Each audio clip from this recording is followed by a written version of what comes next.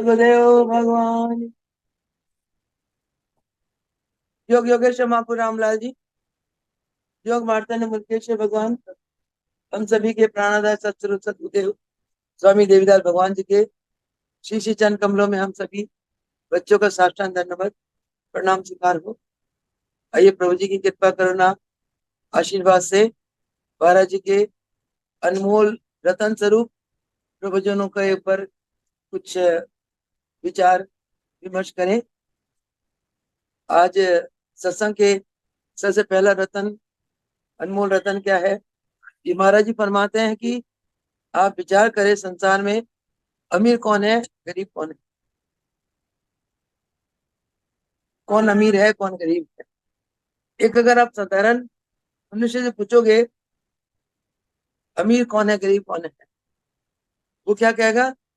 जिसके पास खुद पैसा है, खुद प्रॉपर्टी है, वो अमीर है।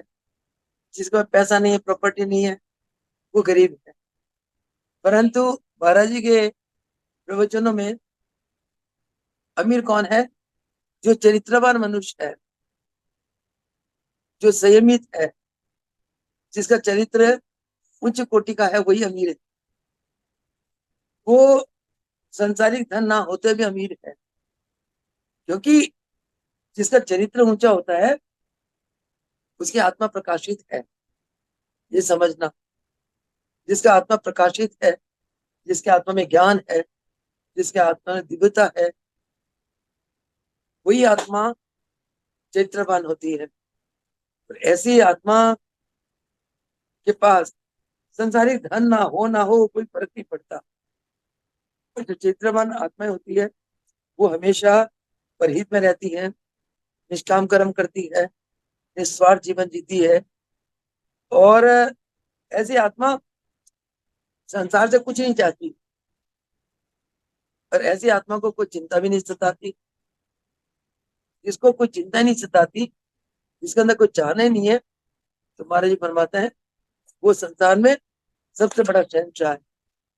इसलिए महाराज जी प्रवचन में फरमाते थे, चाह मिटी चिंता गई मनवा पे परवाह, जाको कछु ना चाहिए सोई शहंशाह।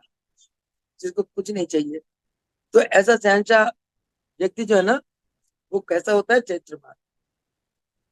जिसका चरित्र गिर गया, वो चाहे करोड़पति हो, वो गुरुओं के नजरों में, भगवान के नजरों में वो महागरीब है।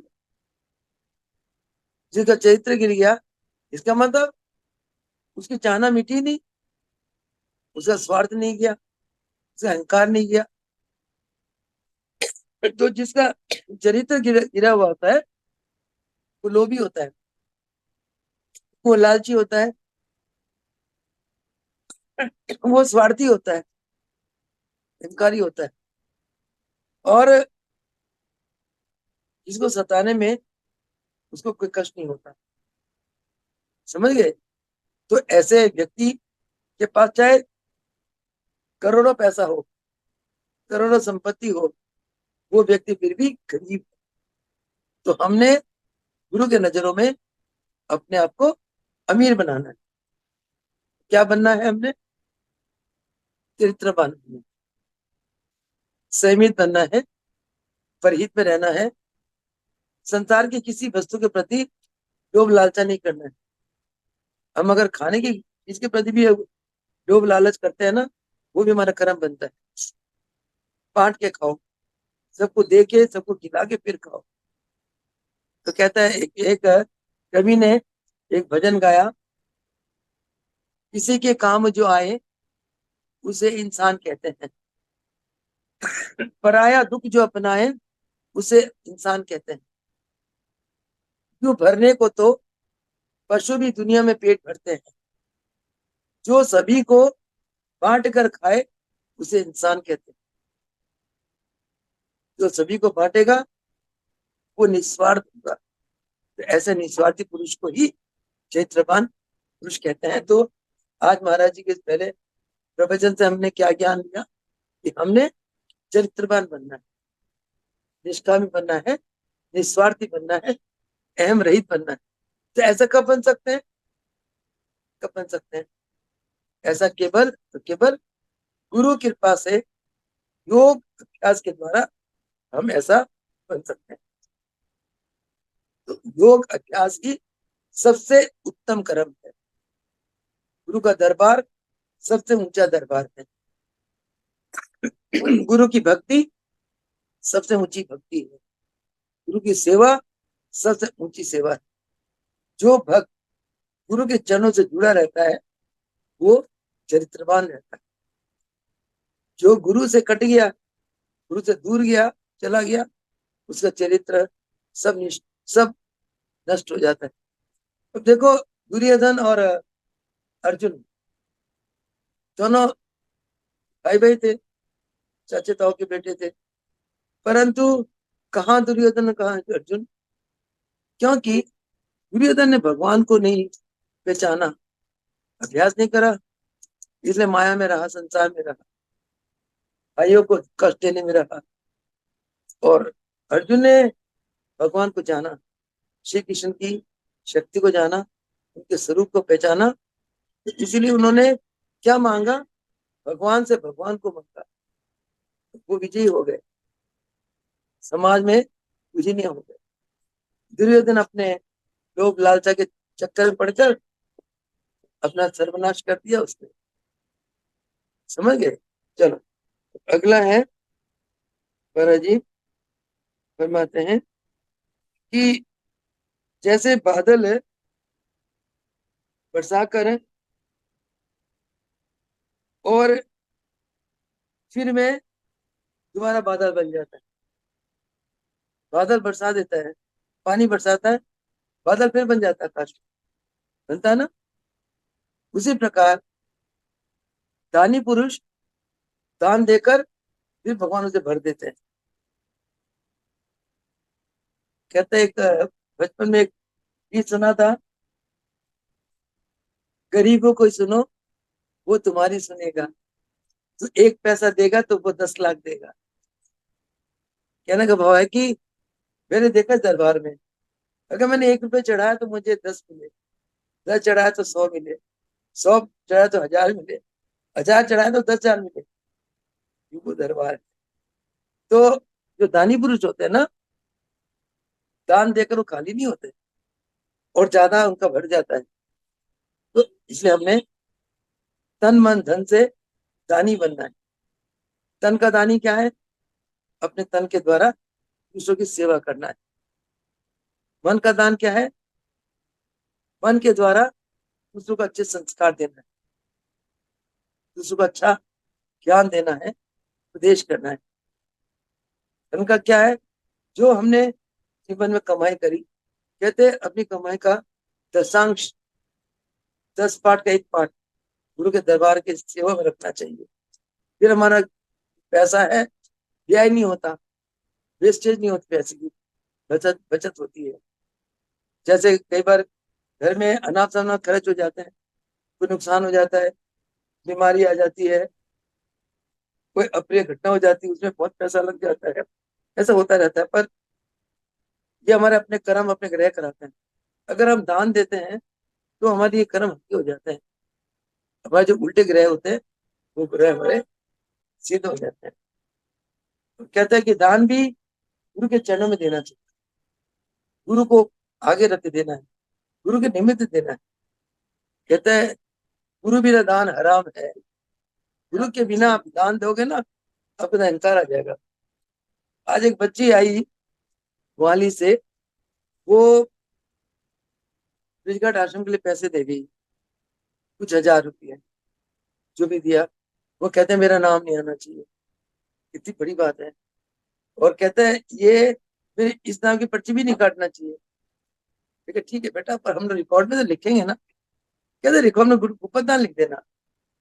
तो वो बच्ची बहुत करोड़पति नहीं है, ठीक ठीक परिवार पालती है, ठीक ठीक पैसा मिलता है, वीडियो कर और देखो, उसमें हैरान हो गए और सुन के। कहते गुरु चरणों में ब्रिजघाट आश्रम के लिए, पर हमारा नाम नहीं आना चाहिए, ना पर्ची चाहिए। फिर मैंने कहा ऐसा क्यों, ऐसा क्यों? कहते जिन्होंने हमें दिया उनके चरणों में दे रहे हैं, नाम कहीं का, पैसे हमने थोड़ी कमाया, उन्होंने हमें दिया। हाव भाव का फर्क है। एक एक एक व्यक्ति कुछ भी 1,000, 500, 10,000 दान करता है, 10 बार सुनाता है, मैंने इतना कर दिया, मैंने इतना कर दिया। सुनाने से उसका जो दान का जो फल है ना, वो नहीं मिट जाता है। कहते दान चुप के, चप के, चुप के, मौन ना कहे। और कहते ऐसा दान करना चाहिए, 1,000 दान दो, दूसरे को पता ही ना चले, दान भी दो। दान ऐसा, इसको कहते हैं भक्ति, गुरु भक्ति। तो ऐसा दान करने से हमारे धन जो दोबारा बढ़ जाता है। तो इस वचन से अनमोल रतन से क्या शिक्षा रहते हैं कि हमें तन मन धन से गुरु चरणों में दान करना चाहिए। तन का दान करेंगे तो हमारा तन स्वस्थ रहेगा। मन से दान करेंगे, या कि मन से भजन गाएंगे, गुरु की महिमा गाएंगे, किसी के दुख दर्द मिटाने के लिए उसको शांति की बातें करेंगे, हमारा मन सुंदर रहेगा। धन से दान करने से जीवन में कभी धन की कमी नहीं आएगी। एक बार मुझे महाराज जी ने, मुझे ऐसे, मैं तो भागती दौड़ती रहती थी, मुझे आता जाता है था नहीं, पागलों की तरह भागती रहती बस गुरु की दीवान में, उल्टा पुल्टा काम करना, उसने क्या करना, क्या दीवान की थी। तो महाराज जी जब मैं देखे हंसते थे मेरे को। एक दिन मुझे बुला के इधर आ, मैं आ गई, तो कहता है कि देख सोनी है, तू तन से हमारी सेवा करती है ना, हमारा आशीर्वाद है, आकृष्ट तो तू बीमार नहीं पड़ेगी, तन का कष्ट नहीं आएगा तेरे। अच्छा महाराज जी आपका आशीर्वाद। कहते तू मन से मैं सेवा करती है, हमें पता है, तू दिखावा नहीं करती, मन से करती है तू। देखो नशा है सेवा का, तो तेरा मन हमेशा शुद्ध निर्मल पवित्र रहेगा, सत्य वाले। और कहते तू धन से भी करती है, जीवन भर में तेरे को धन की कमी नहीं आएगी, भगवान नहीं देगा, कभी कमी नहीं आएगी। पर कहते एक बात याद रख, कहते तेरा आत्मा का कल्याण तब होगा जब तू अभ्यास करेगी। मैं बड़ी सोच में पड़ गई, मैंने कहा अभ्यास करेगी, तो अभ्यास के लिए टाइम ही नहीं। थोड़ी देर करती हूँ, बैठती हूँ तो नींद आ जाती है। रात को 12 बजे सोना, सुबह 4 बजे उठना, गुरु की सेवा करते करते 4 घंटे में नींद तो पूरी नहीं होती। सारा दिन सेवा भाग दौड़ करना, जैसे बैठा ध्यान में, आंखें बंद हो जाना, कब ध्यान करे। पर महाराज जी अचानक गमलीन हो गए, मैं सोचा अब क्या करूं, कैसा दिन निकालूं, यादों में बस पड़ी रहती थी। फिर ध्यान का नशा चल पड़ा कि भाई ध्यान में गुरु की यादों में खोए रहो, बड़ा आनंद है। गुरु एकदम जागृत लगते हैं, आसपास लगते गुरु है। तो उससे उनकी कृपा से जो अंदर का गम था वो हल्का हल्का होता गया। तो अब तो ऐसा लगता है कि ध्यान में बैठ जाए और गुरु मिलते हैं, गुरु अंग संग होते, साथ होते हैं। तो इस प्रकार के ध्यान में बैठने से जब आप अंदर की दुनिया में पहुंच जाते हो ना, और अंदर की दुनिया में आपको गुरु मिलते हैं, तो आपका अंतःकरण बड़ा शुद्ध हो जाता है, बड़ी शांति, बड़ा प्रेम, बड़ा आनंद मिलता है। इस अंतःकरण में जब दुनिया की जली कटी उल्टी पुल्टी बात अचानक घुल जाए ना, तो बड़ा शांति सी हो जाती है। फिर हम उनको निकाल के फेंकते हैं, फिर निकालो फेंको, ये गंदी बातें, संसारिक बातें। तो कहने का भाव ये है कि ये भी एक महाराज जी अनमोल रत्नों में एक रत्न है कि जिसने परमात्मा की सत्ता को जान लिया, जो परमात्मा से जुड़ गया, परमात्मा की सत्ता को पहचान लिया, कहते उसने, उसके लिए संसार मिथ्या है, वो आसानी से संसार को त्याग देता है। जिसको हीरा मिल गया वो लोहा को क्यों पकड़ेगा। तो हीरा तो भगवान, और लोहा पित्तल, ये तो संसार है। तो जब हम भगवान के साथ हमारी अंतरात्मा जुड़ जाती है, हमें उसकी सत्ता को अपने अंदर एहसास होता है, बड़ा आनंद आता है, और ऐसा लगता है बस इसी यादों में खोए रहो, इसी दुनिया में रहो। फिर हम लोग महाराज की दुनिया में चले जाते हैं। उस समय ये संसार मेरे को बेकार लगता है, और नजर आता है कि ये झूठा है, वो चल रहा है, वो फिर रहा है, वो खा रहा है, वो पी रहा है, वो ये कर रहा है, वो कर बोल रहा है, ये सब ड्रामा लगता है। ये सच बात है। और जब तक हम भगवान की अंदर की सत्ता को अपने अंदर पहचानते नहीं है, उसको पाते नहीं है, तब तक हम सोचते हैं कि अंदर तो कुछ भी नहीं है, जो कुछ बाहर है, अब बाहर में खो जाते हैं। और महाराज जी फरमाते हैं कि ये संसार तक कांटेदार वृक्ष है, जहां जितने फंसते जाओगे ना, उतने कांटों, ये कांटों में कपड़ा उलझ जाता है, ऐसे उलझते जाओगे। तो वाकई परसों पहले दिन मैं ही उलझ गई। किसी ने कुछ अचानक अपने शब्द कह दिया, हालांकि मुझे रिएक्ट नहीं करना चाहिए था, पर वो दरबार के लिए अप्रिय शब्द था, जो भी था। तो दरबार के लिए कोई अप्रिय शब्द है तो बर्दाश्त नहीं होती, तो मैं तो रिएक्ट कर गई। रिएक्ट कर गई तो क्या हुआ, 2 दिन से मेरे को मेरा सीजन नहीं जा रहा था। फिर कल मैंने ब्रह्मदातन भी कर लिया, फिर सीजन क्यों नहीं जा रहा। पहले मैंने सोचा कि चलो एसिडिटी होगी और गैस बन गई होगी, दिमाग को चढ़ गई होगी, तो इसलिए सिर दर्द हो रहा होगा। कल ब्रह्मदातन कर लिया, खिचड़ी भी खा ली। ये भी तो अचानक एक बच्ची आई, ठीक है, प्रभु जी ने उसके अंदर प्रेरणा दी। वो अपने घर से बीपी की मशीन लेके आई। वो मेरी क्लास की लेडी है। कल मैं क्लास में गई, इतना सिर पट रहा था, आधी क्लास लेके मैं मेरे से क्लास नहीं लिया जा रहा है। मैं नीचे आ गई, कहते नहीं माँ जी आप जाओ, आप रेस्ट करो, हम क्लास कर लेंगे। तो वो लेडी, प्रभु जी उस लेडी के अंदर से आए, प्रेरणा दी। 11 बजे वो मशीन लेके आई, कहते माँ जी आपको ना नजर लग गई है। जो कहते थी एक्टिव है, चुस्त है, फ्लेक्सिबल है। कहते मैं ना आपको नजर उतारने आऊंगा। आज ही मैं कैसे उतारेगी। कहते वो नमक लेके आपके ऊपर उल्टा घुमा के पानी में डाल दूंगा, आपकी नजर उतर जाएगी। मैं कहा, आज ही हो, कोई बात नहीं। तो मैं तो, कोई मुझे ज्ञान देता उसका कि बच्चा बन जाती। तो क्या ठीक है। 11 बजे आ गई, माँ जी आ जाओ आपको नजर उतारती हूँ। कहते उसके पहले मैं बीपी चेक करती हूँ। घर से मशीन लेके आई, तो मशीन यहीं छोड़ गई। बहुत बढ़िया डॉक्टर्स मशीन है वो। बीपी नापा तो नीचे का तो निकला 87, और ऊपर का निकला 172। जिंदगी में मेरे 172 कभी हुआ ही नहीं। 120, 125, 130 इसी पर कभी हुआ ही नहीं। 140, इस मामले में तो 140 भी नॉर्मल माना जाता है। तो मैं बड़ी अच्छा, इसका मतलब मैं जो एकदम संसारिक किसी बात में उलझ गई ना, उसके कारण मुझे बीपी हो गया। फिर मैंने कंट्रोल करा, प्राणायाम वगैरह करा, थोड़ा अर्जुन चाय वगैरह ली, एक अर्जुना है होम्योपैथी मेडिसिन की ड्रॉप्स लिए, चंद्र बजे प्राणायाम करा, तो मेरा बीपी थोड़ा 160 में आ गया। फिर खाना ना खाया, फिर शाम को क्लास लेने के पहले फिर बीपी चेक करा, फिर नॉर्मल आ गया, 140-45 आ गया। तो कहने का भाव ये कि जब हम मतलब अपने अंदर के सुख को छोड़कर संसार को सत्य मानते हुए संसारिक बात में रिएक्ट कर बैठते हैं ना, वो हमारा नुकसान होता है। तो इसलिए परम सुख, परम आनंद जीवन जीने के लिए हमें परमात्मा को सत्य मानना है, उसको अपने अंदर की दुनिया बसाना है, उसमें जुड़े रहना है, उसी से बात करनी है, उसी का प्यार लेना है, और उसी के आनंद में रमे रहना है, जिससे हमें ये संसार झूठा नजर आए। जब संसार झूठा नजर आए ना, संसार में कोई उलट पलट करता रहे, हम पे रिएक्ट नहीं करेंगे। ये सबसे बड़ा ज्ञान है। आज की जो रतन महाराज जी ने भेजे हैं, उसमें ये सबसे इंपॉर्टेंट रतन है।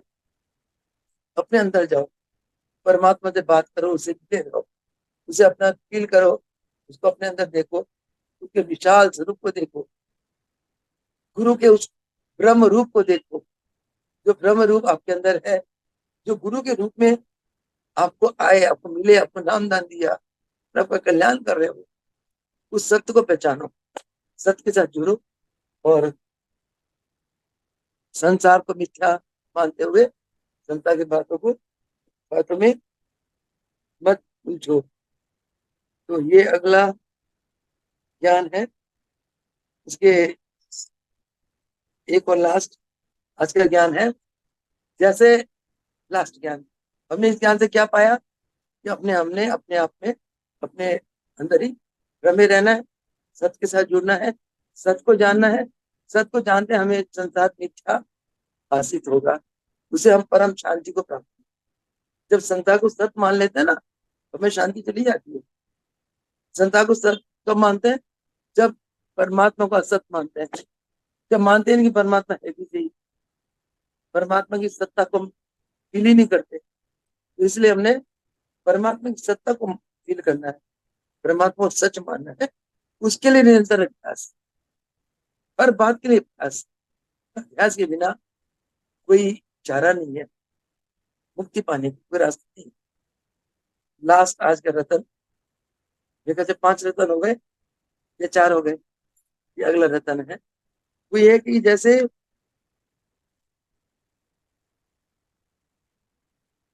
हीरा को हीरा काटता है, क्या होता है ना,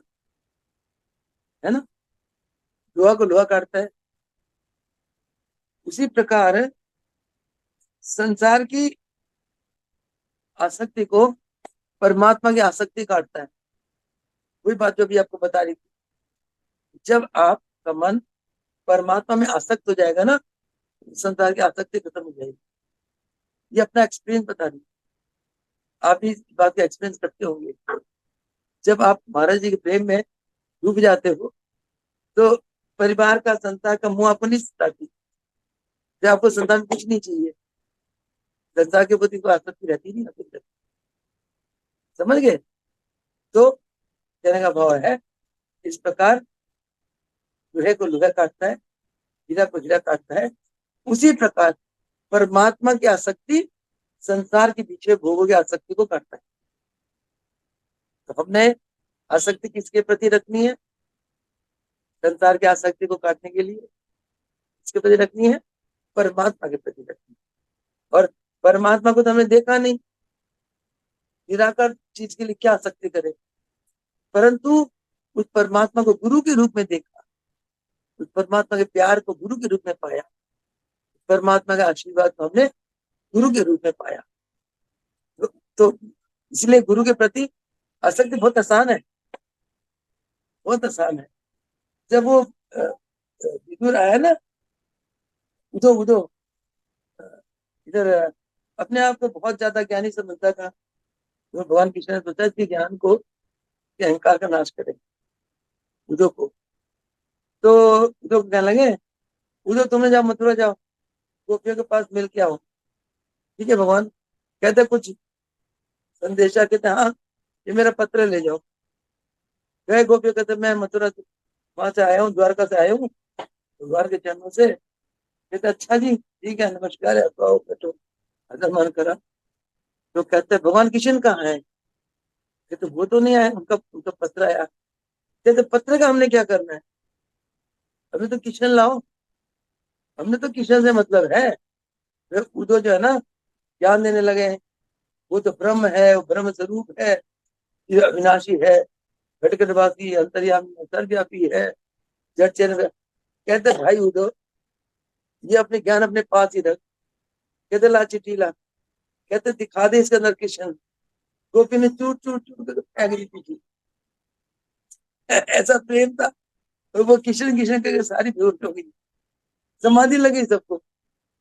हे किशन, हे किशन, तुम कहाँ हो, तुम कहाँ हो करके समाधि लगे उनकी, सुधी भूल गई।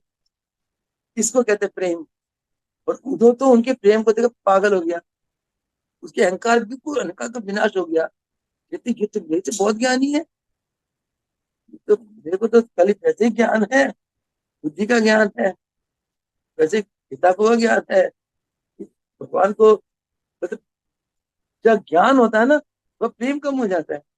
जब प्रेम होता है वह ज्ञान नहीं होता। जब प्रेम कर लो या फिर विद्वान बन जाओ, एक ही चीज हो सकता है। इसीलिए जितने ज्ञानी महापुरुष होते हैं ना, कम पढ़े लिखे होते हैं, और उनको उनको उनका ज्ञान अंदर आत्मा का ही होता है। वो पढ़ाई पढ़ाई नहीं करते। तो मुलखराज जी को, रामलाल जी को देखो, विद्यालय में जाते थे, भागाते थे। मुलखराज जी कहते 5वीं जमात पढ़े, हमारे गुरुदेव 8वीं जमात पढ़े। ये हमने पढ़ाई पढ़े, जो संतान को पढ़ाते उनको पढ़ाई की क्या जरूरत है? वो क्यों स्कूल जाएंगे, वो क्यों टीचर से गीता पढ़ेंगे? वो तो आत्मज्ञानी अंदर का ज्ञान लेके आए, ये तो पहले कुछ होते हैं। तो कहते हैं जो ये ज्ञान अपने पास रख। मैं तो किशन दे, किशन, किशन तो स्वर्ग में है। फिर उदो गए, किशन के चरण लंबे पर गए। हे भगवान, आपकी गोपियों की भक्ति के आगे मेरा ज्ञान तुच्छ है, भक्ति के आगे मैं तो टिक ही नहीं पाया। तो क्यों, क्या हुआ? उसके अहंकार तोड़ने के लिए भवन लीला चाहिए थी। कहते वो तो चिट्ठियों को कुछ नहीं समझा उन्होंने, मेरे ज्ञान को भी कुछ नहीं समझा, कहता हमें तो किशन चाहिए। आपके प्रति इतना प्रेम है और आपकी चिट्ठी को टुकड़े टुकड़े कर दिए और किशन किशन करके साय की साय बेहोश हो गई, समाधि हो गई। कहते इसलिए मैं हर पल अपनी वो प्यारियों के पास रहता हूँ, उनके अंदर बैठता हूँ, उनके साथ ही रहता हूँ। तब जाके उसको ज्ञान हुआ। जो को प्रेम पर जी वो भजन बहुत सुनते थे मेरे से, जानती हो वो भजन का, सबसे ऊंची प्रेम सगाई, सबसे ऊंची प्रेम सगाई है, दुर्योधन का मेवा त्यागो, साग विदुर घर खाई, सबसे ऊंची प्रेम सगाई। प्रेम के बस अर्जुन रथ हाँक्यो, भूल गई ठकुराई। प्रेम के बस अर्जुन के सारथी बन गए, ठकुराई भूल गए। ऐसी नाच नचाए वृंदावन, ऐसी रास रचाए वृंदावन, गोपियों ने नाच नचाई, सूर्यपुरी इस लायक नहीं, कह लगू कहते बड़ाई। सूरदास कहते मैं इस लायक नहीं, मैं कहा था बड़ाई करूँ, तो बात, ये बात है। ठीक है, कहने को तो बातें अनेक है, सब पर बस स्याही करो भूल समुद्र में जाए, धरती का कागज करो मेरे प्यारे सतगुरु सिद्ध न समाए। तो इन्हीं शब्दों के साथ आज के सत्संग को समाप्त करते हैं। वो सगुदेव भगवान की जय।